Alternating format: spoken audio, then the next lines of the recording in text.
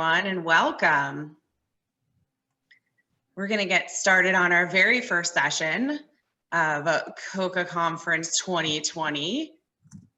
We want to welcome you to Breaking Borders, Engaging Young Adults in Virtual Programs.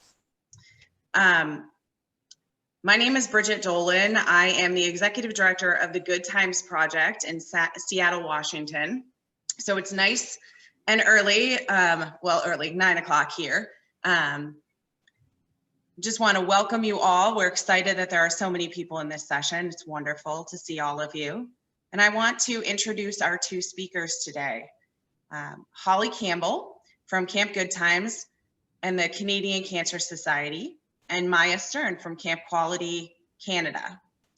Holly grew up in Ontario, where she spent most of her summers as a camper or camp counselor. She's been part of the Camp Good Times team for the past 3 years, focusing on youth and young adult programming.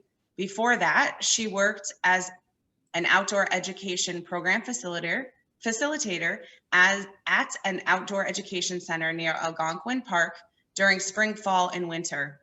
In the summer months, she led whitewater canoe trips around Ontario and Quebec. It's this work that ignited Holly's passion for using outdoor recreation to foster independence and individual growth. When she's not working, she's out seeking fresh snow to ski, rapids to paddle, or new forest trails to explore. Maya joined the Camp Quality team part-time as the Breaking Borders program specialist before joining the team full-time as the program and administrative coordinator. Maya developed her environmental programming and curriculum development skills working with Green Roofs for Healthy Cities and Shores.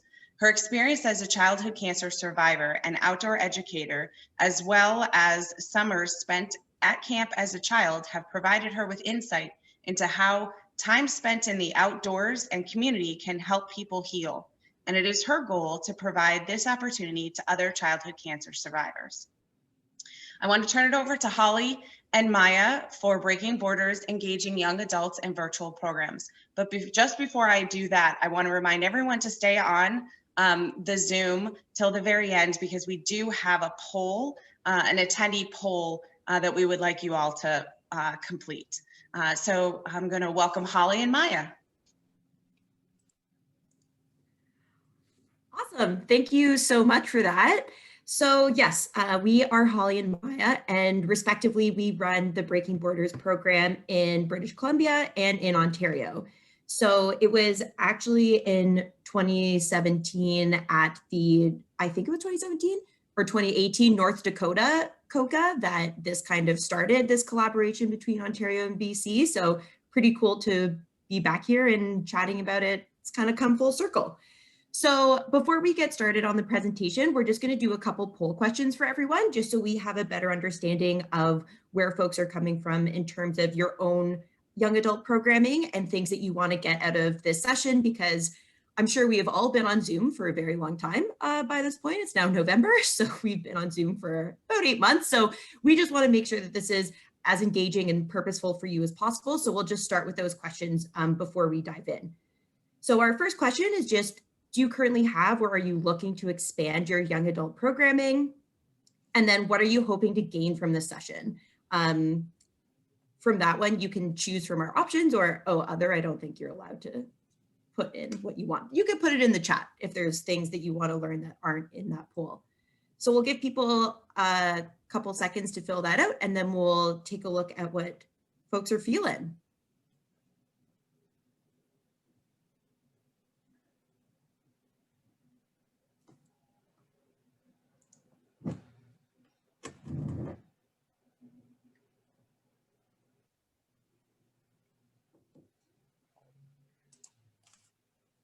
Great, and then I don't really know how polls work, so MJ, whenever it looks like things are ready to be shown, we can see those results. It's very interesting seeing it real time. We've got about 87% of answered, so if y'all are comfortable with that question, I can go, or percentage, I can go ahead and show some results here. Sounds great. Okay, and cliche Zoom thing, can everybody see this? Yeah. Perfect. Cool. Okay. So, wow. Yeah. It looks like a lot of people are looking to expand young adult programming. And just as a question, you can put this in the chat. Let us know what young adult means for your camp, because young adult is such a broad category. It can be 15 to 39 years old. So if you just want to pop in the chat what young adult is, that would be awesome. And then what are you hoping to gain from this session? Tools for working with young adults. Yeah, working with young adults online for sure. Program ideas, perfect. Couple frameworks, awesome. And then for ages, yeah, all over the place, classic when it comes to adolescent young adults. Yeah, so like 15 to 18 and then all the way up to 30. Yeah, okay. Great. Well, for our intent and purposes, our program focuses on the kind of 18 to mid to late 20s. But we also have a lot of experience working with the more adolescent side of 13 to 18. So if there's any questions about that, just let us know and we can touch on that later in the presentation. So thanks for filling that out. That gives us an idea of what people are looking for. So yes, we are going to talk about young adult programming and hopefully this gives you some ideas on how to expand your own young adult programming. So the first half of this presentation is going to focus more on addressing the needs of young adults and then how we use that to create our framework to make Breaking Borders, and then to give you a little insight into what the British Columbia and Ontario program model looks like right now. And once we finish that, we're going to move to more the programming side of things, focusing mostly on virtual programming. So what we've kind of shifted to since March and things that we have found have really not worked well, and then how we've adjusted to make those things work. We'll have two question periods. So one at the end of the first half to talk more logistics and logic model and creating a framework to make a program. And then the second half will be more about specifically programming and programming ideas for this age bracket. So with that being said, I'm going to pass it off to Maya and she will get us started. I'm just going to share my screen. We're only using visuals for part of our presentation. We just want to show you some pictures and we have some notes thrown up here. So I'm just going to start by talking about Breaking Borders and telling you about the history a little.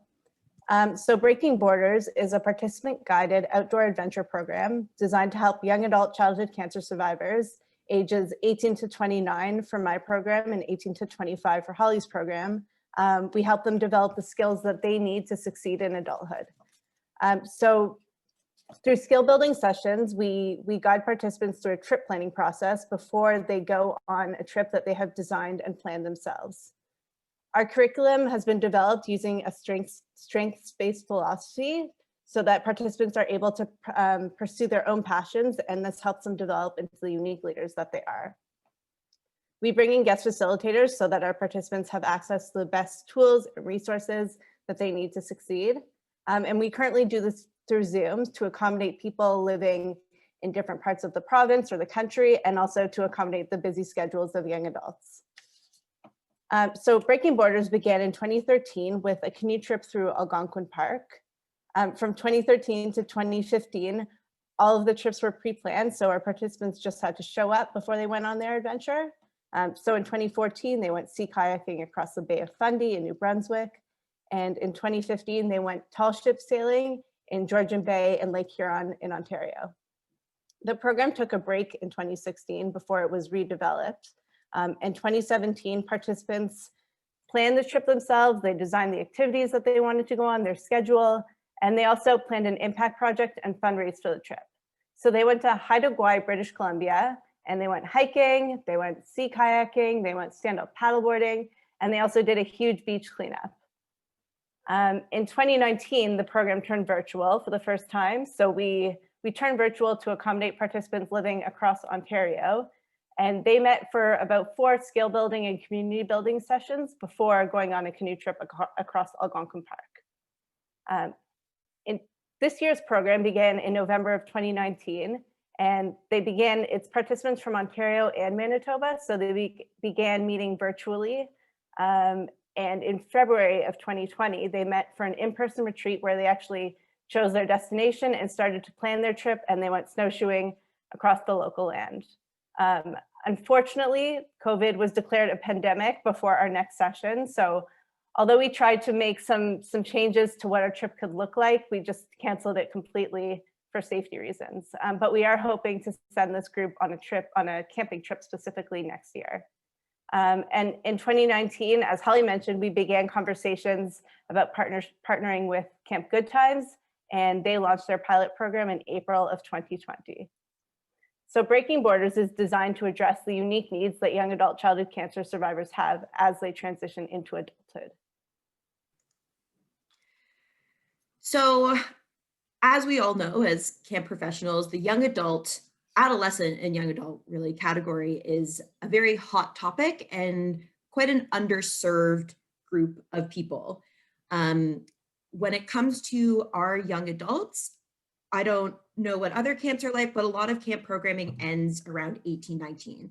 So not only are they losing that construct of camp that a lot of our participants have relied on, they're transitioning into this totally different stream of life that for even non-cancer survivors is a big change. So, you know, people are moving away to university, they're leaving high school, they're becoming adults. So it's just a big transition, kind of regardless of your background, but having a cancer diagnosis exacerbates that transition time.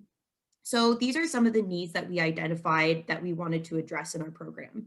So the first off being social isolation. And I think now more than ever, that's a huge need. So I know talking with some of our participants, they have mentioned that they have just self-selected out of hanging out with people right now because it's really tiring to have to explain to people all the time, you know, I'm immunocompromised, or I really can't do the things that you guys want to do. I can't go and sit inside restaurants, or I don't feel comfortable with that. And so I think that this is a really, really hard time. But even outside of global pandemic times, that social isolation is quite big because in this transition phase, you know, some of our participants have either been really, really close with their family, or they've had a huge support system. And then again, transitioning to the worlds of work or university is a really big change that they don't always feel connected with their peers in. So that social isolation is a big piece. Transition from child to adult care. So at Children's Hospital, they usually see patients until they're about 18 years old. So when they turn 19, they have to start going to adult hospitals or adult follow-up clinics, which is just a totally different healthcare world than the Children's Hospital. So a lot of our participants talk about their healthcare team and how close they were with their nurses and their doctors and how they just had this very insular support network, and transitioning to adult care, they lose that and they kind of bounce around from doctor to doctor and they don't have that same like personal level of attachment with their care team. So that's a really big piece as well. Career and further education planning. So again, when you're 18, you're kind of finishing up high school. It's, do I go to college? Do I go to university? Do I take a gap year? Do I move out from home? Do I get a full-time job? How do I apply for scholarships? How do I get loans? It's just, there's a lot going on. And a lot of people find that difficult to navigate when they're not also trying to navigate a new healthcare system as well. Low self-esteem. So around this phase is sometimes when our participants will start to see the late effects of their treatment. And that can be really tough. And a lot of that is mental health related. So that is a really hard hurdle to get over when you're also feeling isolated, when you're also feeling overwhelmed with this transition kind of from your adolescence into young adulthood. And then finally, understanding their cancer journey was a big need we wanted to address. Some of our participants are at a different stage than others in terms of coming to grips with their treatment and their journey and kind of understanding what it means to them. And other folks are kind of just starting to process that. So we wanted to be able to create a space where people can talk about those things, especially cancer related things, in a safe space with people who are kind of at different phases, so they can get different input and help kind of work their way through understanding their cancer journey and what that means to them. So once we identified the needs that we wanted to address in our young adults, we then built our objectives and then the outcomes that we wanted to see from those objectives. So I'm going to talk about our objectives that we use to address these needs, and then Maya is going to talk about the purposeful programming that we created to meet these objectives. So to combat social isolation, we decided that we were going to increase social connection with young adults with a cancer diagnosis. So a lot of participants in the program have mentioned, especially last month, I did a session on survivorship and advocacy. And at one point, one of them said, I've never talked about this before because I've never been with people who understand this. And it was just so interesting to be able to hear that there's just never been a space that they feel comfortable in talking about their cancer journey. So creating a safe and supportive network with people who actually get it was a really big factor of this program. And that's why our age range isn't that typical young adult age range of like 15 to 39. We've made it a little bit smaller just so that social connection can be even stronger. And we hope that that will help them feel less isolated going forward. So Maya, do you want to touch on how we increase that?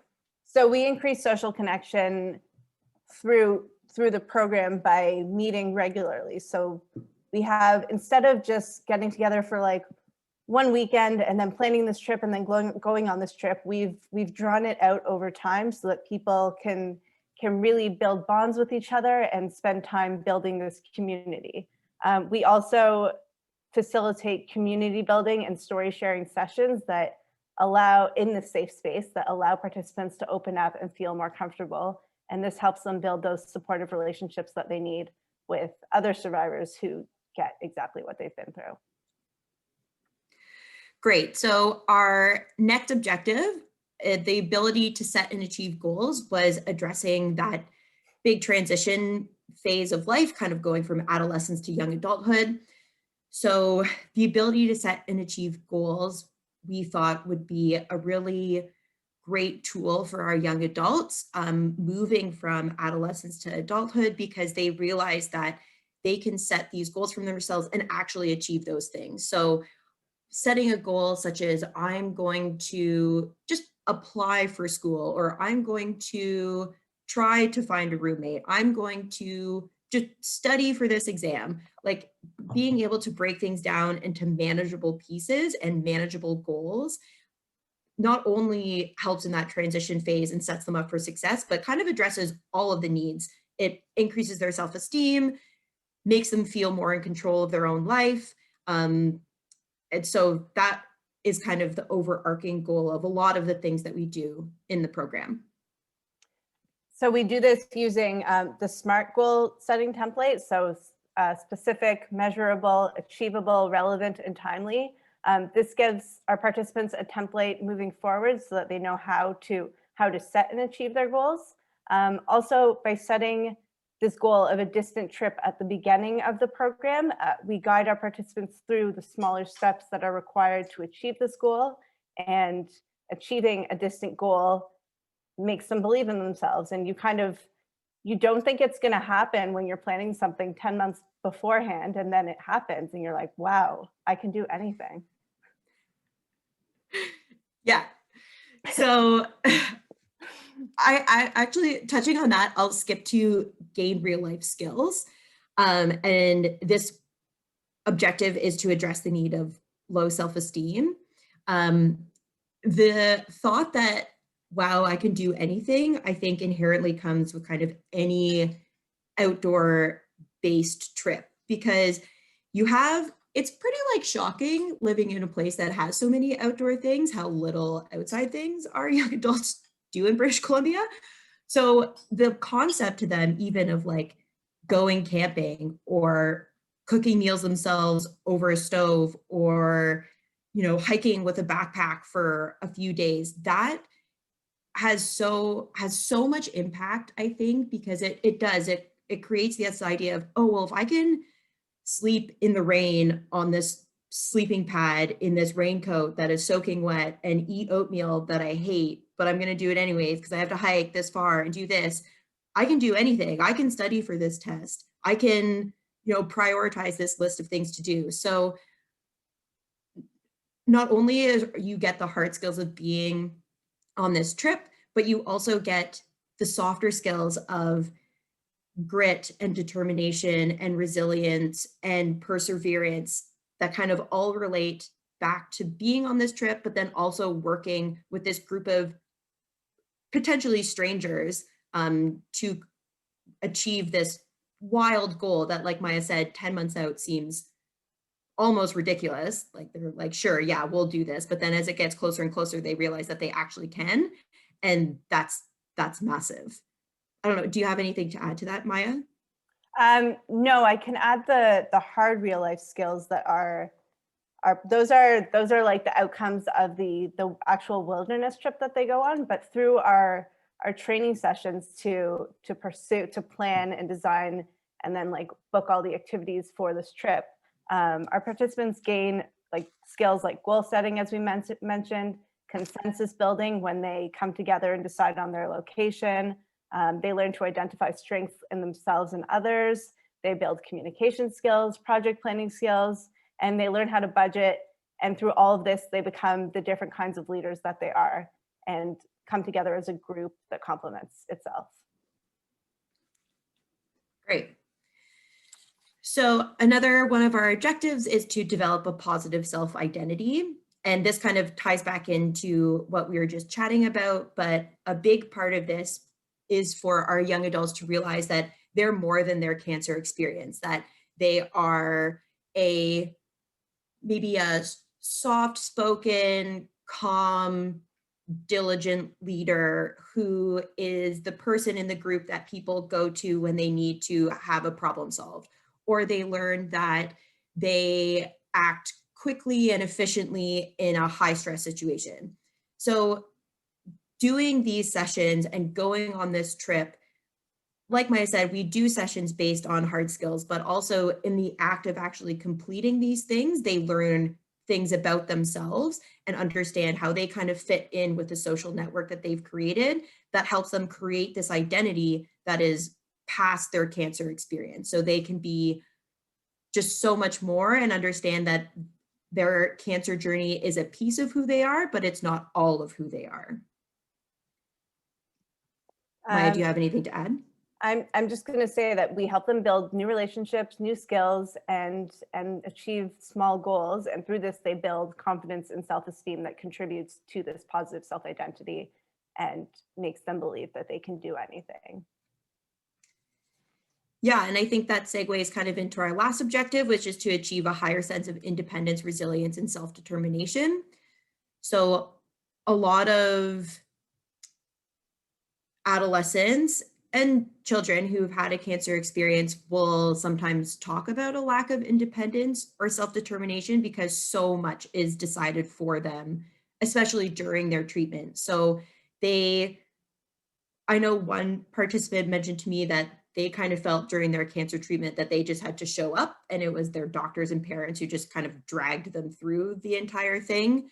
And that really depletes your sense of choice and independence. So we want to give that back to them and instill that idea that they do have the choice to make their own decisions, to work with a group, to create a new idea, and that they are really in charge of their own life and their own decisions.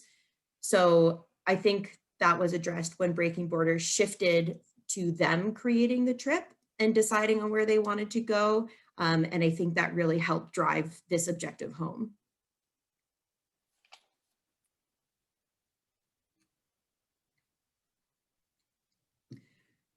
Great. So we'll chat quickly about what both of our programs currently look like and how we're kind of weaving those objectives into our respective programs.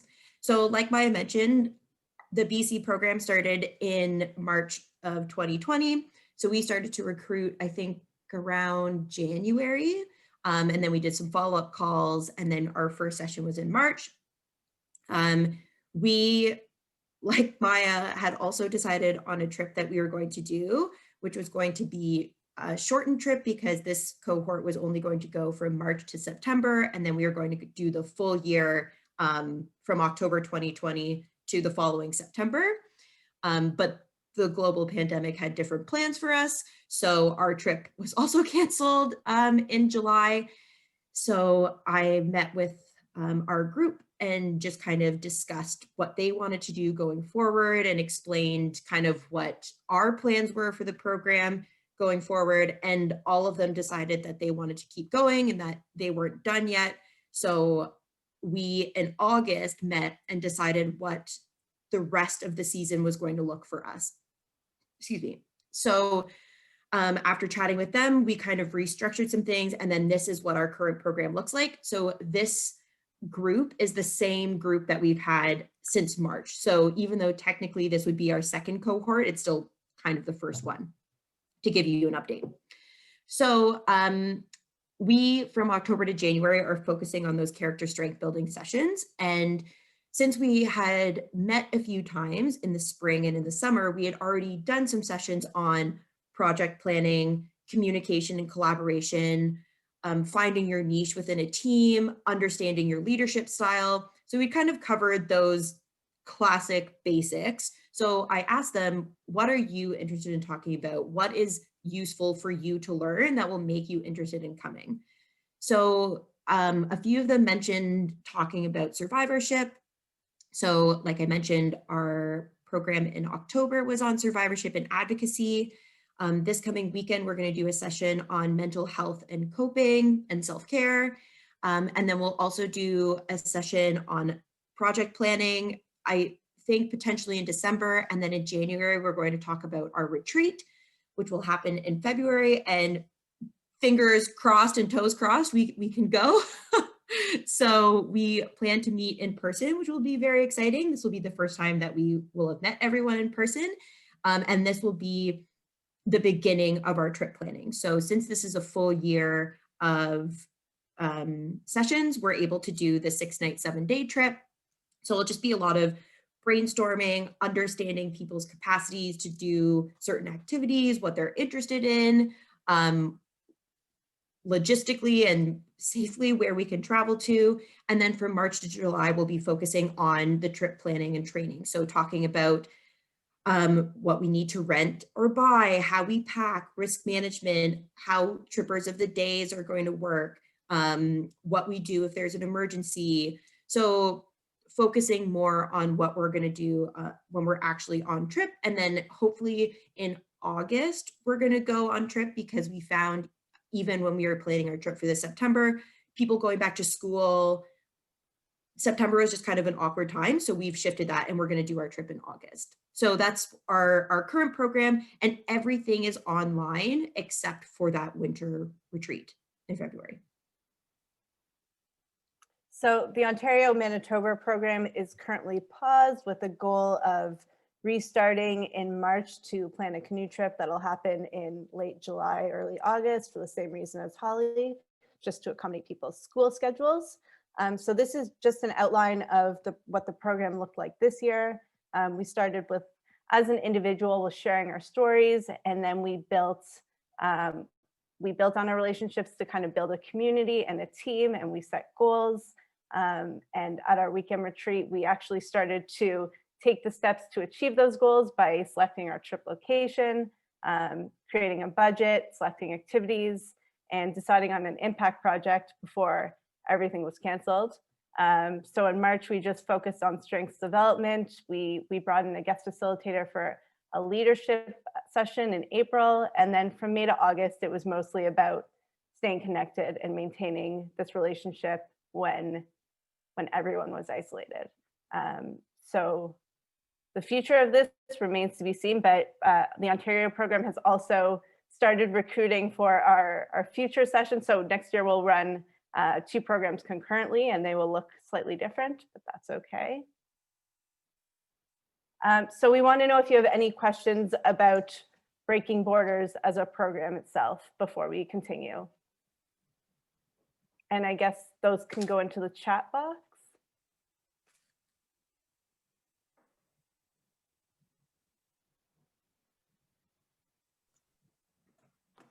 What is our budget for the program? So Holly and I have different budgets, I believe. Ours is about $25,000. We receive complete funding from RBC, which is noted on our front page. But it'll vary depending on how many participants you have. If you do decide to do those in-person retreats as planning sessions or not, because the budget can definitely be reduced if you do all the planning virtually. And then also it depends on the parameters of your trip. So if you decide to go across the country, that's going to increase it. Or if you decide to stay more local, then that's easier. Yeah, I believe our budget was smaller for this year because, like I said, we were doing a condensed program from March to September. So we were just doing that 3-night, 4-day trip. And our budget was $9,000 for the trip itself. And that was what we were working with. It might be reviewed for our upcoming trip next year, but we're still waiting on our budgets to be approved.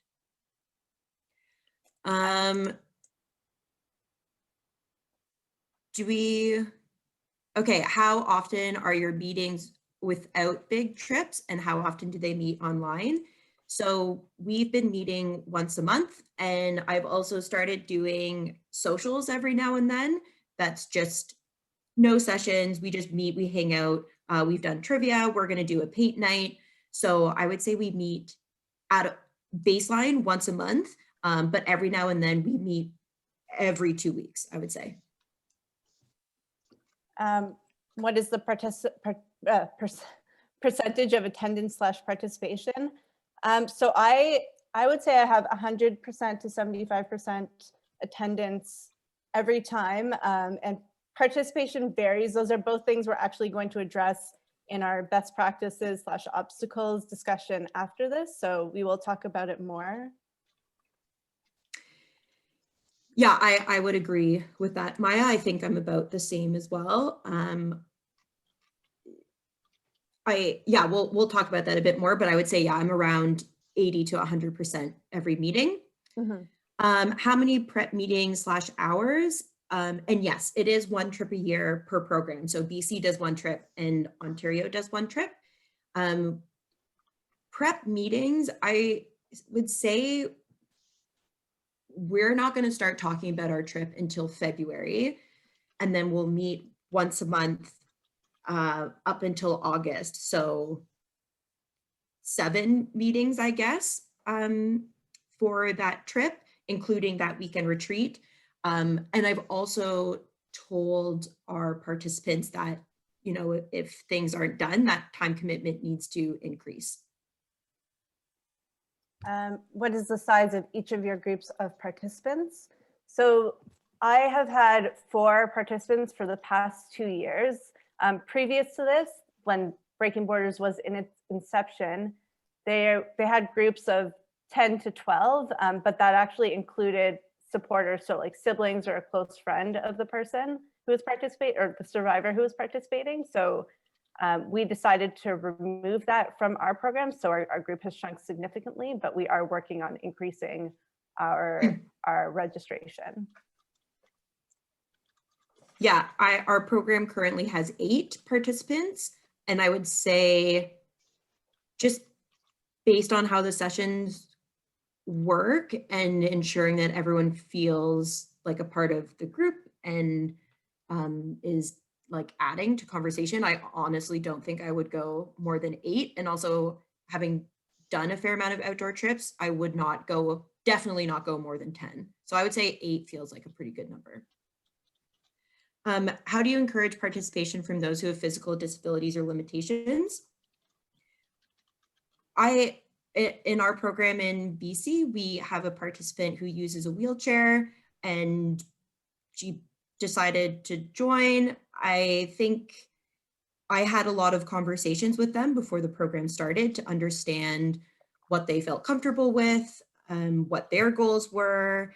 Had they gone and done any outdoor activities? So we had a lot of conversations kind of before the program. So I understood where her needs and abilities were. And then I also, encouraged her to advocate for herself in the group.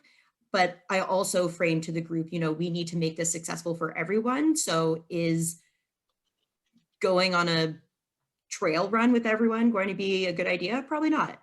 No. So that's also part of the program, is for them to think past what they want to do and understand that they need to make it successful for the whole group. So what they actually decided for our trip was to do a hike in Garibaldi Park, but they were going to rent a trail rider and help this participant complete that hike. So I don't think we necessarily reach out to encourage folks, but we ensure that everyone, regardless of physical abilities, will be successful in this program.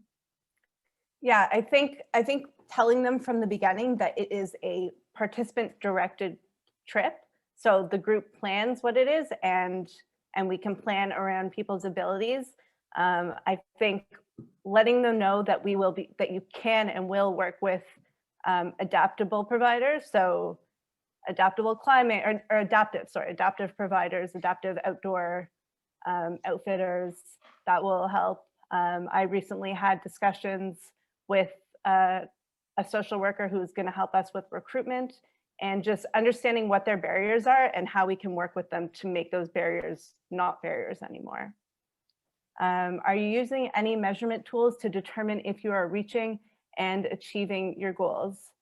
So we do use like self-assessment surveys that we've created, and we also have a few pre and post surveys that will be changing this year. So what we do, we have the grit scale that we use before and after to determine how that's changed throughout the program. Youth social connection survey to determine how that has changed, hopefully increased. So that is how we measure and evaluate our success. Are these all young adult in survivorship or also on treatment? So for the most part, all of my participants are finished their treatment. I think our closest to treatment participant finished in May of 2018. That being said, we do have some participants who are kind of in and out of hospital for potentially cancer-related late effects, but I would say, yes, all of our participants are off treatment. Same, all of ours are off treatment, but that's not to say that we wouldn't welcome someone who was on treatment, similar to someone with physical disabilities. We would just understand what the barriers are and how we can make it work for them. Last question before we move on. Does your staff lead the actual trips, or do you /hire guides? So we in Ontario, I'm not a trained tripper, so I do hire a guide, and that is where most of our budget goes. I might be different for Holly as a tripper. Yeah, I believe for this year, we were going to send a nurse and then myself on the trip. I have my wilderness first responder and first aid, and have done a lot of hours of out tripping and guiding. So I feel very comfortable doing these kinds of trips, but it would depend what we do. So I know my limitations. I understand that if we were to go like sea kayaking, I don't have those certifications. I don't feel super comfortable reading title charts. So it's just, for us, I think it would depend where our participants choose to go. But if it was in my wheelhouse, I think I would be the guide, but we also are prepared and work into the budget hiring guides to come with us. So now Holly and I are going to discuss best practices and obstacles for the program. So I'm going to go over the obstacles first, and then Holly is going to talk about best practices and how we address that. But first, we want to throw up a poll and see what kind of obstacles you have in engaging young adults. And I'm going to stop sharing my screen.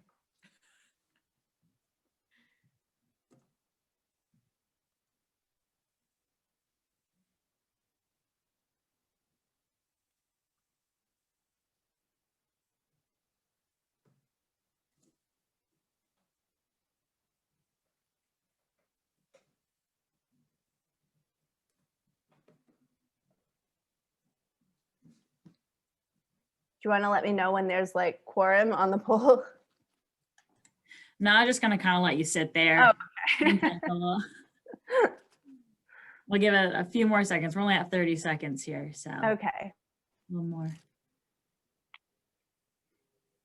If anyone decides to click other, you can throw it in the chat box and we can talk about that as well. All right. I feel Go like I ahead. get Zoom fatigue faster than our participants. 100% every time. All right, I'm gonna give about 10 more seconds and then I'll end the polling. And then we'll go over the results, I'm assuming. We will. And we'll discuss them further. Oh my gosh. All right. Go ahead and share that. Okay. So it looks like, attendance is the biggest issue for everyone. Okay, so attendance is an issue for us. We've realized that accessibility around time because of our young adult schedules is one thing that hinders attendance. And to deal with that, I often send out doodle polls before the session to find out what works best for them so that they can commit to something that they're available for. I also love to send out reminders at least a week beforehand, and I include our Zoom link in that reminder so that they have no excuse for having like lost the Zoom link or something. Figuring out the best way to communicate with your participants. So I have one person who I know she's not great at her email. I have to text her right before the session saying that everyone is going to be online in 1 minute and she has to join. Part of our Breaking Borders policies is that to go on the trip, so to actually get to experience the fruits of all of their labor, they have to show up for 7 out of 10 sessions. So there's a minimum amount for them to get that gold prize at the end. Another thing I've noticed is there's forgetfulness among young adult childhood cancer survivors, and that doesn't necessarily have to do with results of treatment. It's just being a young adult. A lot of them don't really use their calendar to the fullest extent yet, so that's where texting comes in comes to be a benefit as well, and those extra emails. Zoom fatigue, as Holly was saying, she and I get Zoom fatigue quicker than our participants. So often our sessions are about 3 hours, and that can be quite a long time. Taking breaks is good. What else do people say? Authentic connection. Yes, I struggle with that as well. Even though we have monthly sessions, but connecting via Zoom is it's not the same as connecting in person. So that's why we try and increase those number of, that's why we try and connect more often. Another issue I experience with that authentic connection is it's something that Holly and I discussed before this presentation. We don't do we use visual aids or do we not? Because visual aids makes it harder to see everyone at once and actually try and get that one-to-one connection. But sometimes it does help with engagement if there's like an image that you need to spark conversation, or there's a video that you want to share. So that's a constant battle that I face before each session. What is going to work best? Did anyone include their others in the chat box? No. Oh, timing. So that is, I mentioned before, similar to attendance, using a doodle poll, finding out what works best for them in the beginning. Yeah.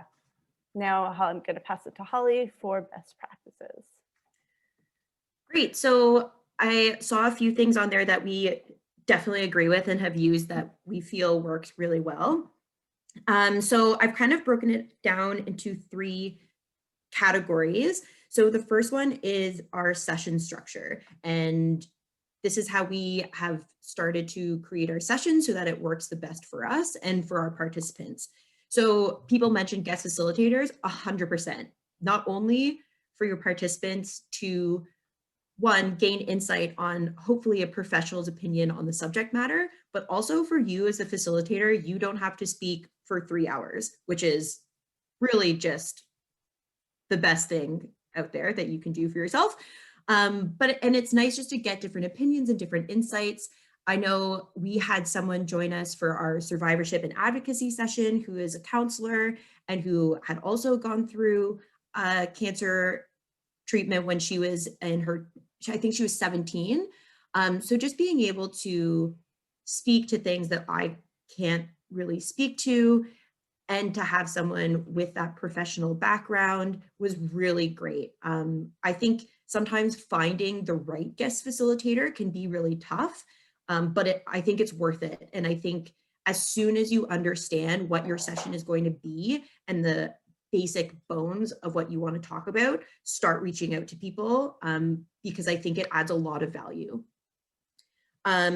Flexible time. So like Maya said, some of our sessions, usually when we send out the invitation, we say our session is going to be whatever, 1 p.m. to 4 p.m. So they're usually 3 hours, but I think being flexible with that time has been really great too. So I always say block off 3 hours, but if it goes for an hour, fine, it's done. If it goes for 3.5 hours, okay. So just being able to understand how the session is going and seeing like, did we get all that we needed to out of this? And it's been an hour and a half.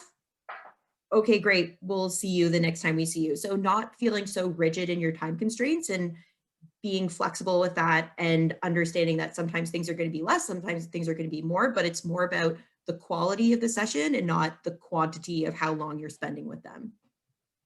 And then encouraging conversation. I know a lot of folks mentioned connection-based activities were really successful, and I kind of tie that into conversation. So at the start of every session that I do, the first 20 minutes, basically, not only are we just waiting for everyone to join, but also just having people chat with one another, because sometimes it's been a month since we've last seen each other. So not having really any structure, but just asking little questions like, oh, how was this exam? What have you guys did for Halloween? Like, how are you feeling these days? Anyone had any new hobbies? And just kind of asking those leading questions and having that space for them just to converse with one another is almost like the best connection-based activity I found that I can do, because it's those, I think the thing that is missing in online programming is those little like side conversations that they don't really get to have in between when you're talking, because they're not sitting beside each other. So just kind of building in time into your session for that little chit chat has been really worthwhile. So I usually do that at the beginning. And then if we're having a longer session and we take a break, I also allow for when folks are coming back from that break for it to be like a 15-minute conversation time. So things that we've found logistically work well, like Maya said, a mandatory amount of sessions. So we say to go on this trip, you need to come to 7 of the 10 sessions. Recently, I've had one participant be a little MIA, so I just followed up with her, did not respond to numerous of my emails, so eventually just tried something different. But eventually we got in touch, and she's just like, I'm really sorry, I was swamped with school. I realized that I've been MIA. So I think touching back with her and explaining, when we first started, this was the deal to go on this trip. You need to come to this. And so I think just explaining why we needed her to attend, it kind of got her thinking again. And then we went over dates. So just keeping track of attendance and reminding people who have been missing quite a bit, like, just so you know, remember we talked about this and this was the deal to do the trip. And just also reassessing, like, are you still in this program? Because it is a long time. So asking, like, where does your heart lie with this? Do you want to continue? I found has been successful.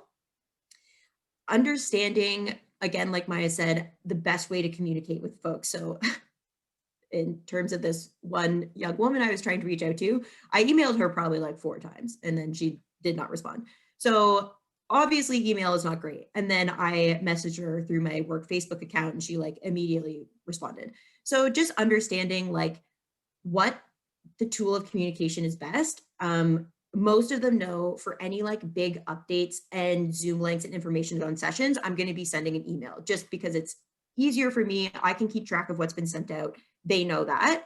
We've also set up a Slack group, which I have found is really successful.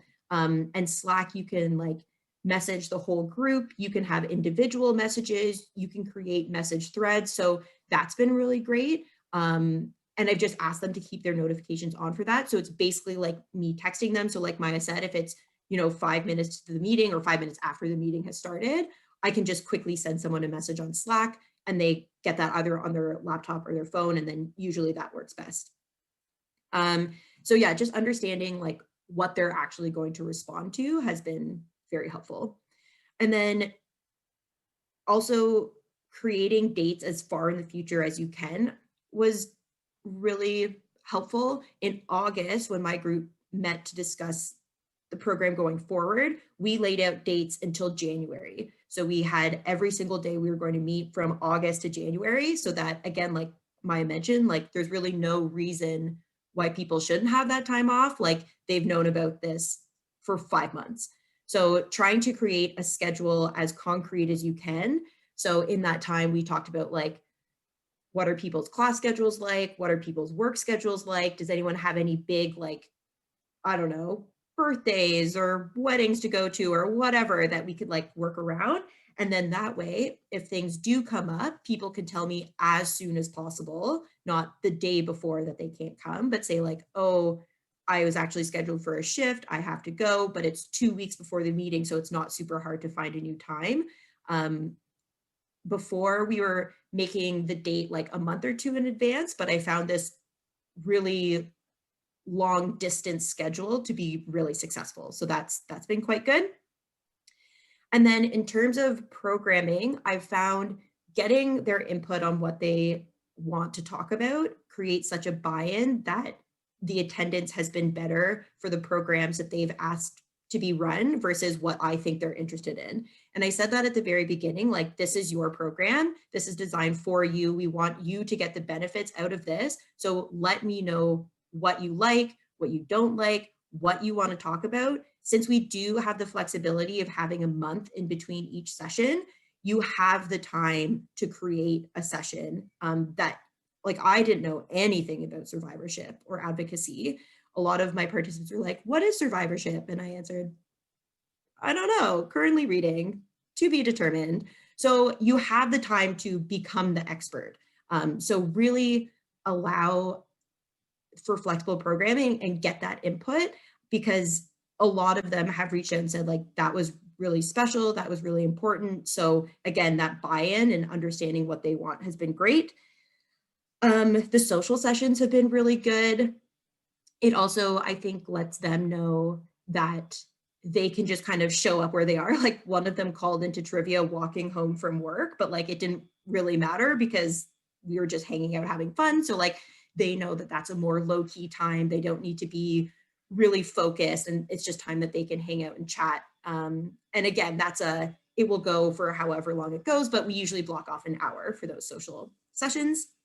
And then something that we did at our very first session in March that I come back to almost every single meeting is our group contract. So they decided kind of like their mission statement, and then we went through expectations. So what they expect of each other, what they expect from me, what I expect from them, and what they expect from the program. And it was like pretty painful for sure. It was our first session, getting them to think of like a goal and mission statement. They wanted it to be so fancy and kept like just saying synonyms and not saying actual like words to move us forward. So it was a little tough, but I think it was super valuable to them, because not only now is that their words and their idea of what they want the program to be, but it's their expectation. So when we do sessions about that are a bit more intense, like our one coming up on mental health, we can tie back in and say, meet people where they're at, understand, people are in different situations. Like they've created these amazing expectations. And I think it's so nice to tie back into every time that we meet.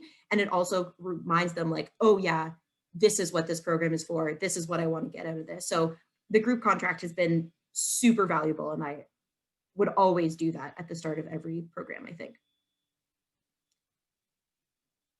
Great. Should we open it up to some questions? We do have some of our favorite virtual activities to share, but I think we should let people ask questions first, if there are any. I know we only have 5 minutes left. When you reach out about these programs to sign up, do you contact their adults or the young adult directly? How do you market the Slim/recruit? So me personally, I like to go for the young adults directly. I hope that we have their email personally on file in our database. I do outreach to graduating campers, so anyone who's in their last year of camp. A lot of those campers have signed up for camp themselves rather than their parent. But if their parent's email is on file, then their parent will be getting it. I do a lot of social media promotion, so I'm posting like 3 times a week to try and build up our Instagram presence. And each of those posts we're open for registration, sign up now. Usually it's the young adult themselves on social media. And another method I use is reaching out to other organizations who serve young adult childhood cancer survivors. So those are usually like long-term follow-up clinics, and it's usually a nurse or a social worker who is speaking to the participant or the potential participant, the young adult themselves, about our program. So it's more direct promotion than through a parent. Yeah, I would agree with that as well. We sent out kind of a mass email to our participants in the age range that we are looking for. And I think most of those emails went to parents, but then to follow up with that, like Maya mentioned, I reached out as directly as I could to the young adults themselves, because I also think in spirit of this program, you kind of want it to be their decision and their research into the program that makes them want to do it. So yeah, like Maya said, I think trying to reach out to the young adults specifically as much as you possibly can is great. Or something I found was helpful with parents, if I thought the program could be a good fit or beneficial for certain people, I would email the parent and then say, can you pass me along whoever's email, or like, can you forward this to them and then we can chat. And all the time parents had buy into that. So if you don't necessarily have the contact information, that was helpful. It looks like there is a Me Building series, which is open to young adults, teens to 30. Their next one is about healthcare professionals, and there's a panel discussion.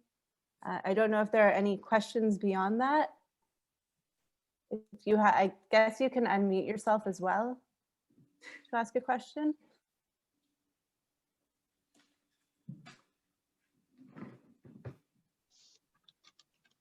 Maya, do we quickly want to do Share? one of our favorite programs? Yeah, sure. Okay, I can You want? quickly say one program that has been really successful for me was our first session when we were meeting everyone and kind of creating our group. We did Core Stories, which is a spin-off of actually a session I went to at COCA in 2018. And how this worked was one person, well, at the start, I had all of them think of 3 really important stories that happened in their life that they think shape them as a person. So it's a big question to ask. And there's definitely some like awkward Zoom silence as people think about it. But I say, think of those times, think of 3 really influential moments of your life and just pick one word to describe that story. So I gave them about 5 minutes. They write down 3 separate words, describe 3 separate stories. And then we started with someone sharing one of those stories. And while that person was sharing their story, the rest of the group was writing down lessons or adjectives that they think this person gained from that experience.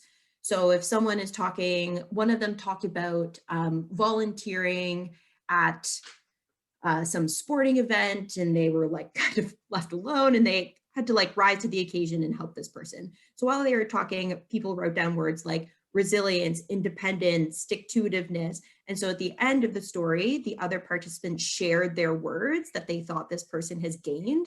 And then at the end, this person now has a list of all of these attributes that they think this person has or has gained from this moment. And it's really powerful because it makes people obviously reflect on themselves and realize all of these incredible things that they have accomplished and achieved. But it also allows the other participants to see, you know, their fellow group members in a different light and kind of have a little understanding of where they're coming from. So that was really successful. It, again, pretty awkward to start, but once it got going, I basically wasn't even there. It was really great. I like to do activities that allow participants to be a little creative, which is often difficult via Zoom, but I just make sure that they've brought like a pen and a paper or markers, whatever they want to a session. And one that I like to do is creating their own and then a group coat of arms. So they create their own coat of arms that represents their values, their interests, and we usually divide it into 4, and I have them do personal things, community things, other categories, and then they bring it to the rest of the group and they present their coat of arms and their values. And I have them take notes throughout so that then we can come together and create a shared coat of arms where they're the values that overlap that they all have together creates a larger representation of the group. And we use that coat of arms to create the mission statement that will guide the group moving forwards. I'm sure Holly and I both have lots more activities that we can share with you. And you're welcome to reach out to both of us. I don't know if I can type my email into the chat box. And otherwise, thank you so much for coming and listening and learning about Breaking Borders and young adult programming. Yeah, and like Maya said, we're very open to chatting about this at any time. It's definitely been a big learning experience and challenging at times. So we're very happy to share any of our learnings with other people and kind of help folks out as they develop young adult programming. Well, thank you both, Holly and Maya. This has been a wonderful session. We appreciate you sharing your experience and your expertise with everyone. And thank you for everyone for sticking around. I know we're a couple minutes behind, but we appreciate you hanging in there. And if you're able to stay just for another minute or so, MJ is going to launch the attendee poll. And so if you could do that, that would be wonderful. And then you are free to sign off. And we'll see you at another session today or over the next couple of days. Thanks so much, everyone. Thank you. Thank you.